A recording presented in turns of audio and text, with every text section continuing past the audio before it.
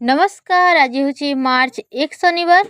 मु आपणों नहीं आसी अमित ओडिया टीवी रे आज सकाल ताजा खबर। आसतु जानिबा आजिर खबर गुड़िक। सुभद्रा द्वितीय किस्ती टंका को नहीं आसिला बड़ खबर। मार्च 8 रे मिलिबो सुभद्रा योजनार द्वितीय किस्ती टंका। ब्रह्मपुर रे एक स्वतंत्र कार्यक्रम रे एही किस्ती टंका मिलिबो बोली एने सूचना दैछन्ते उपमुख्यमंत्री प्रभाती परिडा। पाखापाखि 1 कोटी हिताधिकारी को सुभद्रा टंका मिलिबो बोली सूचना मिली। विशेषकर एनपीसीआई समस्या जो जो 2 लाख हिताधिकारी अकाउंट को टंका जाई पारि नथिला सेही हिताधिकारी माननकु मार्च 8 रे 2टी किस्तीर टंका मिलिबो बोली सूचना मिली। परवर्ती खबर। राजधानी दिल्ली रे जमुना नदी सफाई करने को नहीं केंद्र सरकार को मास्टर प्लान एने जलशक्ति मंत्रालय पक्षरु बैठक सरी। सूचना मिली जे यहाको खूब शीघ्र प्रधानमंत्री मोदी सम्मुख में उपस्थापन कराजिबो एवं मोदी मंजूरी पर युद्धकालीन भित्तिरे सफाई कार्य आरंभ हेबो बोली एने सूचना मिली। परवर्ती खबर। भारतीय शेयर बजार रे शुक्रवार बड़ धरणर ह्रास घटी जहा फल शेयर बजार प्राय 30 वर्षर रेकर्ड भांगी। क्षति हेलाणी 92 लाख कोटी। आगकू कौन हेबो ताहा नहीं निवेश मानक मध्य आहुरी भय वृद्धि पाइलाणी। 2024 अक्टोबर मासरू निफ्टी प्रति मासरे खसिबारे लागिछि। 5 मास मध्य निफ्टी 12% ह्रास पाइछि। परवर्ती खबर। प्रशंसा साउंटुछि skill Odisha. Asia book of record रे स्थान पाइबाकू जाउछि इलेक्ट्रिकल इंजीनियरिंग पिलांको कलाकृति। दिन राति लागिछन्ति 30 रु अधिक छात्र छात्री। 2 चकिया जानर चेन बेरिंग भली अदरकारी मटेरियल सबू प्रस्तुत हेउछि संपद। भुवनेश्वर पॉलिटेक्निक रे लुहा और अदरकारी जिनिसरू प्रस्तुत हेउछि देशर बृहत मानचित्र। एही मानचित्र प्रस्तुत करिवार आइडिया दैछन्ति कॉलेजर अध्यक्ष। परवर्ती खबर। उत्तराखंडर चामोली जिल्ला रे एक हिमस्खलन घटी माना गाँव रे 57 जन श्रमिक पोती होइतिबा सूचना मिली एवं 10 जन श्रमिकों को उद्धार करा जाई सुरक्षित स्थान को अणा जाइछि। उद्धार कार्य जारी रही। बद्रीनाथ धाम ठारू 3 किलोमीटर आगकू एही घटना घटिछि बोली सूचना मिली। परवर्ती खबर। देश पई बड़ खुशी खबर। केंद्र सरकार 2025 आर्थिक वर्षर तृतीय त्रैमासिक पई जीडीपी तथ्य प्रकाश करिसंती। एथिरे अभिवृद्धि हार 6.2% रही। यह द्वितीय त्रैमासिकर 5.6% अपेक्षा अधिक किंतु आनुमानिक 6.3% ठारू सामान्य कम थिला। यह सत्ते यह पूर्ण वर्षर अभिवृद्धि हार 6.5% बजाय रखिबारे सहाय्य करिबो। सरकारଙ୍କ द्वारा प्रकाशित तथ्य अनुसार भारतर अर्थनीतिर मोट आकार एवं 47.17 लाख कोटी रे पहुंची। जदि आमे मुद्रास्फीति को हिसाब करिबा तेबे जीडीपी 9.9% हार रे अभिवृद्धि पाइछि। परवर्ती खबर। महाकुंभ समय रे 42 दिन रे 15,000 रु अधिक रेल चलाचल कराई भारतीय रेलपथ रेकर्ड सृष्टि करिछि। एथिरे ओडिशार गुरुत्वपूर्ण अवदान मध्य रही। पूर्वतट रेलपथ ओडिशार 25टी प्रमुख सहर को 60टी स्वतंत्र रेल चलाचल करी तीर्थयात्री यात्रा को सहज करिथिला।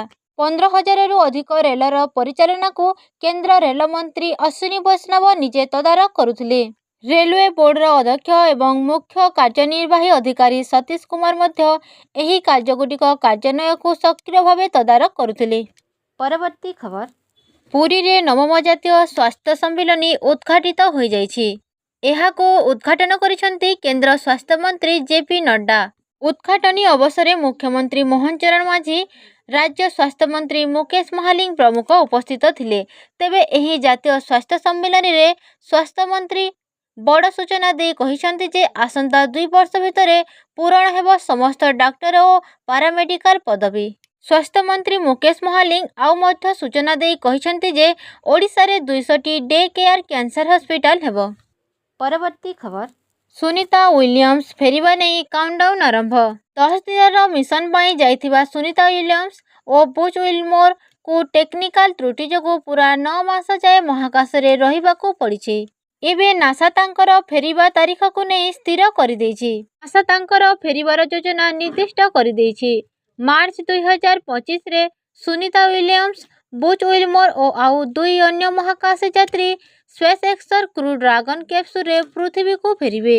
ଉଲ୍ଲେଖନୀୟ ଯେ ଆଇଏସ୍ଏସ୍ରେ ଦୀର୍ଘଦିନ ଯାଏ ରହିବା କାରଣରୁ ସୁନିତା ୱିଲିୟମ୍ସ ତାଙ୍କ ସ୍ୱାସ୍ଥ୍ୟକୁ ନେଇ ମଧ୍ୟ କିଛି ରିପୋର୍ଟ ଆସିଛି। ପରବର୍ତ୍ତୀ ଖବର। ମାର୍ଚ୍ଚ 1ରୁ ମ୍ୟୁଚୁଆଲ ଫଣ୍ଡର ନୂତନ ନିୟମ ଲାଗୁ ହେବ। ଜାଣନ୍ତୁ କ'ଣ ମିଳିବ ଫାଇଦା। ମାର୍ଚ୍ଚ 1 ତାରିଖରୁ ଲାଗୁ ହେବାକୁ ଥିବା ନିୟମ ଅନୁଯାୟୀ ବର୍ତ୍ତମାନ ମ୍ୟୁଚୁଆଲ ଫଣ୍ଡ ଏବଂ ଡେମାଟ୍ ଆକାଉଣ୍ଟରେ ନିବେଶମାନଙ୍କ ପାଇଁ ନାମାଙ୍କନ ପତ୍ର ଘୋଷଣା କରିବା ବାଧ୍ୟତାମୂଳକ ହେବ। ଏଠାରେ ଉଲ୍ଲେଖଯୋଗ୍ୟ ବିଷୟ ହେଉଛି ଯେ ନିବେଶକ ନିଜେ ନୋମିନିର ନାଁ ଚୟନ କରିବାକୁ ପଡ଼ିବ। ଏହି ଅଧିକାର ପାୱାର ଅଫ୍ ଆଟର୍ଣ୍ଣି ଧାରକ ଦ୍ୱାରା କରାଯାଇପାରିବ ନାହିଁ। ନିବେଶକମାନଙ୍କୁ ବର୍ତ୍ତମାନ ସେମାନଙ୍କର ଡେମାଟ୍ ଆକାଉଣ୍ଟ କିମ୍ବା ମ୍ୟୁଚୁଆଲ ଫଣ୍ଡ ପୋର୍ଟଫୋଲିଓରେ 10 ଜଣ ବ୍ୟକ୍ତିଙ୍କୁ ନୋମିନି କରିବାକୁ ଅନୁମତି ଦିଆଯାଇଛି। ପରବର୍ତ୍ତୀ ଖବର। ପ୍ରଧାନମନ୍ତ୍ରୀ ଆବାସ ଯୋଜନାରେ ନୂତନ ହିତାଧିକାରୀ ଚୟନ ପାଇଁ ଆରମ୍ଭ ହେବ ଆବାସ ସର୍ଭେ। ଆବାସ ପୋର୍ଟାଲର ବିଧିବଦ୍ଧ ଲଞ୍ଚ କରିବେ ରାଜ୍ୟ ସରକାର। ଆବାସ ପ୍ଲସ୍ ମୋବାଇଲ ଆପ୍ ଜରିଆରେ ଏହି ସର୍ଭେ ହେବ। ସୂଚନା ଅନୁଯାୟୀ ଉଭୟ ଅଫଲାଇନ୍ ଏବଂ ଅନଲାଇନରେ ଆବେଦନ କରିପାରିବେ ହିତାଧିକାରୀ। ଘରେ ଏହି ଜିନିଷ ଯଥା 2 ଚକିଆ ଯାନ, ଫ୍ରିଜ୍, ଲ୍ୟାଣ୍ଡ ଫୋନ୍ ଥିଲେ ମଧ୍ୟ ସରକାର ଦେବେ ଆବାସ। ଏହି ଲୋକମାନେ ମଧ୍ୟ PMUY ପାଇଁ ଯୋଗ୍ୟ ବିବେଚିତ ହେବେ। ତେବେ 1.5ରୁ 2 ମାସ ଚାଲିବ ଆବାସ ସର୍ଭେ। ପରବର୍ତ୍ତୀ ଖବର। ରାସନ କାର୍ଡକୁ ନେଇ ବଡ଼ ଖବର। ରାସନ କାର୍ଡରୁ ବାଦ୍ ପଡ଼ିଥିବା ଆବେଦନକାରୀଙ୍କ ପାଇଁ ଆଜିଠୁ ପୋର୍ଟାଲ ଖୋଲିବ। ଯେଉଁମାନେ ବାଦ୍ ପଡ଼ିଛନ୍ତି ସେମାନେ ଆବେଦନ କରିପାରିବେ। ଏନେଇ ସମ୍ବଲପୁରରେ ଖାଦ୍ୟ ଯୋଗାଣ ମନ୍ତ୍ରୀ କୃଷ୍ଣଚନ୍ଦ୍ର ପାତ୍ର ସୂଚନା ଦେଇଛନ୍ତି ଯେ 4 ଲକ୍ଷ ମୃତ ବ୍ୟକ୍ତିଙ୍କ ନାଁରେ ଥିବା ରାସନ କାର୍ଡ କଟିଛି। ଆଗକୁ ମଧ୍ୟ ସର୍ଭେ କରାଯାଇ ଅଯୋଗ୍ୟଙ୍କ ନାଁରେ ଥିବା ରାସନ କାର୍ଡ କଟିବ ବୋଲି ମନ୍ତ୍ରୀ ସୂଚନା ଦେଇଛନ୍ତି। ପରବର୍ତ୍ତୀ ଖବର। ଖେଳ ପଡ଼ିଆ ପାଇଁ 5 ଏକର ଜମି ଦାନ କଲେ 95 ବର୍ଷିଆ ବୃଦ୍ଧା ସାବିତ୍ରୀ ମାଝୀ। ଗାଁରେ ପିଲାମାନେ ଖେଳିବେ ଏବଂ ଖେଳର ବିକାଶ ହେବ ବୋଲି ଏଭଳି ମହତ୍ ଚିନ୍ତାଧାରା ରହି ବହୁମୂଲ୍ୟ 5 ଏକର ଜମିକୁ ଖେଳିବା ପାଇଁ ଛାଡ଼ି ଦେଇଛନ୍ତି ନୂଆପଡ଼ା ଜିଲ୍ଲା ସିନାପାଲି ବ୍ଲକ ସିଙ୍ଗରଝର ଗାଁର ସାବିତ୍ରୀ ମାଝୀ। ପରବର୍ତ୍ତୀ ଖବର। ସାବରମତୀ ଢାଞ୍ଚାରେ ହେବ ମହାନଦୀ ରିଭରଫ୍ରଣ୍ଟ ପ୍ରକଳ୍ପ। ଭୁବନେଶ୍ୱରର ଖାରବେଲ ଭବନରେ ଗୁରୁବାର ଗୃହ ନିର୍ମାଣ ଓ ନଗର ଉନ୍ନୟନ ମନ୍ତ୍ରୀଙ୍କ ଅଧ୍ୟକ୍ଷତାରେ ଏନେଇ ଏକ ବୈଠକ ଅନୁଷ୍ଠିତ ହୋଇଯାଇଛି। ଖୁବ୍ ଶୀଘ୍ର ଆରମ୍ଭ ହେବ କଟକ ମହାନଦୀ ରିଭରଫ୍ରଣ୍ଟ ପ୍ରକଳ୍ପ। ସେଥିପାଇଁ 220 କୋଟି ଟଙ୍କା ଖର୍ଚ୍ଚ ହେବ ବୋଲି ଗୃହ ଓ ନଗର ଉନ୍ନୟନ ମନ୍ତ୍ରୀ କୃଷ୍ଣଚନ୍ଦ୍ର ମହାପାତ୍ର ସୂଚନା ଦେଇ କହିଛନ୍ତି। ରିଭରଫ୍ରଣ୍ଟ ପ୍ରକଳ୍ପ DPRକୁ ରାଜ୍ୟ ସରକାରଙ୍କ ଅନୁମୋଦନ ଦେଇ ସାରିଛନ୍ତି। ଏଠାରେ ସ୍ୱତନ୍ତ୍ର ପାର୍କିଂ ବ୍ୟବସ୍ଥା, food court, stall, sports, picnic spot, theme park, open air amphitheatre, scenery park, sunset decks, butterfly garden, sensory park ନିର୍ମାଣ କରାଯିବ ନେଇ ଯୋଜନା ହୋଇଛି। ପରବର୍ତ୍ତୀ ଖବର। ଆସିବ ଚଳିତ ବର୍ଷର BMC ବଜେଟ୍। ବିଭିନ୍ନ ଉନ୍ନୟନମୂଳକ ପ୍ରକଳ୍ପ ନେଇ ହେବ ଆଲୋଚନା। ଭୁବନେଶ୍ୱର ମହାନଗର ନିଗମର କର୍ପୋରେସନ ବୈଠକରେ ଶୁକ୍ରବାର ଅନୁଷ୍ଠିତ ହୋଇଛି ଏବଂ ଏହି ବୈଠକରେ ଚଳିତ ବର୍ଷର ବଜେଟ୍ ପାରିତ କରାଯାଇଛି। ଏହାସହ BMCର ଆଗାମୀ ବର୍ଷର ବିଭିନ୍ନ ଉନ୍ନୟନମୂଳକ ପ୍ରକଳ୍ପ ସମ୍ପର୍କରେ ଆଲୋଚନା ମଧ୍ୟ ହୋଇଛି। BMC ପକ୍ଷରୁ ପୂର୍ବ କର୍ପୋରେସନ ବୈଠକରେ 811 କୋଟି ଟଙ୍କାର ଚିଠା ବଜେଟ୍ ଉପସ୍ଥାପନ କରାଯାଇଥିଲା। ଆପଣମାନେ ଏହି ଭିଡ଼ିଓଟି ସମ୍ପୂର୍ଣ୍ଣ ଭାବେ ଦେଖିଥିବାରୁ ଆପଣଙ୍କୁ ମୋର ବହୁତ ବହୁତ ଧନ୍ୟବାଦ।